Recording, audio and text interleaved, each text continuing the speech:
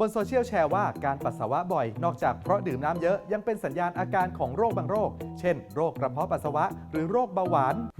ชัวร์เหรอเรื่องนี้ถ้าจริงก็มีประโยชน์และควรรีบบอกกันครับแต่ก่อนจะแชร์ต่อต้องเช็คให้ถูกชัวร์ศูนย์ชัวร์ก่อนแชร์สำนักข่าวไทยอสมทจึงสอบถามกับศัลยแพทย์ระบบปัสสาวะโรงพยาบาลจุฬาลงกรณ์ครับปัสสาวะบ่อยเป็นสัญญาณอาการของบางโรคได้จริงไหมครับอันนี้เป็นเรื่องจริงครับคนเราปกติเนี่ยควรจะปัสสาวะวันหนึ่ง 5-6 ครั้งหลังจากที่นอนหลับไปแล้วช่วงกลางคืนไม่ควรจะต้องลุกขึ้นมาปัสสาวะอีกการปัสสาวะแต่ละครั้งเนี่ยก็ควรจะมีน้ำปัสสาวะขับออกมาประมาณ 3-400 ซีซีอันนี้เป็นภาวะที่ปกติของวงจรการปัสสาวะในร่างกายยังไงครับถึงจะเรียกว่าปัสสาวะบ่อยหรือผิดปกติถ้าเกิดความถี่ของการปัสสาวะมากกว่า 5-6 ครั้งหรือว่าปัสสาวะออกมาแต่ละครั้งได้ปริมาณไม่ถึง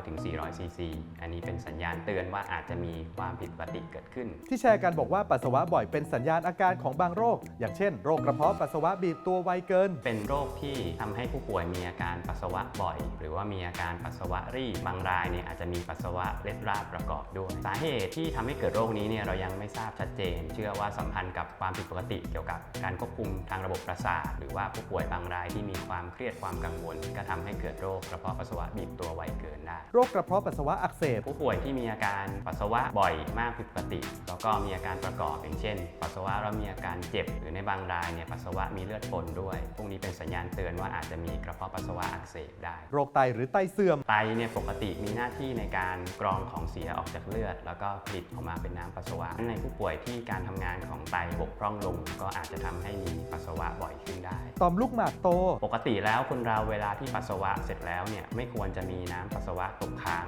อยู่ในกระเพาะปัสสาวะแต่ในผู้ป่วยที่ต่อมลูกหมากโตเนี่ยจะทำให้การขับปัสสาวะแย่ลงหลังจากที่ปัสสาวะไปแต่ละครั้งแล้วจะยังมีน้ำปัสสาวะค้างอยู่ในกระเพาะปัสสาวะก็เลยทำให้เกิดอาการปัสสาวะบ่อยมากขึ้นผิดปกตินิ่วหรือก้อนเนื้อในกระเพาะปัสสาวะไม่ว่าจะเป็นนิ่วเนื้องอกในกระเพาะปัสสาวะกลุ่มโรคเหล่านี้เนี่ยจะทำให้เกิดอาการระคายเคืองต่อกระเพาะปัสสาวะดังนั้นจะทำให้ผู้ป่วยมีอาการปัสสาวะบ่อยขึ้นผิดปกติได้โรคเบาหวานโรคเบาจืดก็มีอาการปัสสาวะบ่อยเหรอครับผู้ป่วยที่เป็นเบาหวานจะทำให้มีน้ำตาลถูกขับออกมาในปัสสาวะมากขึ้นผิดปกติซึ่งเวลาที่น้ำตาลรั่วมาในปัสสาวะเยอะๆเนี่ยจะดึงเอาน้ำออกมาด้วยก็เลยทำให้มีอาการปัสสาวะบ่อยเบาจืดเนี่ยเป็นโรคที่เกิดจากความผิดปกติในการขับฮอร์โมนจากบริเวณสมองทำให้ร่างกายเนี่ยมีการสร้างน้ำปัสสาวะมากผิดปกติผู้ป่วยก็เลยมีอาการปัสสาวะบ่อยขึ้นดังนั้นหากปัสสาวะบ่อยจนผิดปกติก็เป็นข้อสังเกตของบางโรคได้นะครับส่วนคนที่ดื่มน้ำมากก็ไม่ต้องกังวลว่าจะปัสสาวะบ่อยเกินไปที่สำคัญคืออย่ากลั้นไม่ควรจะกลั้นปัสสาวะเอาไว้นานมากหลังจากที่เริ่มรู้สึกปวดแล้วเพราะว่าเป็นความเสี่ยงของการ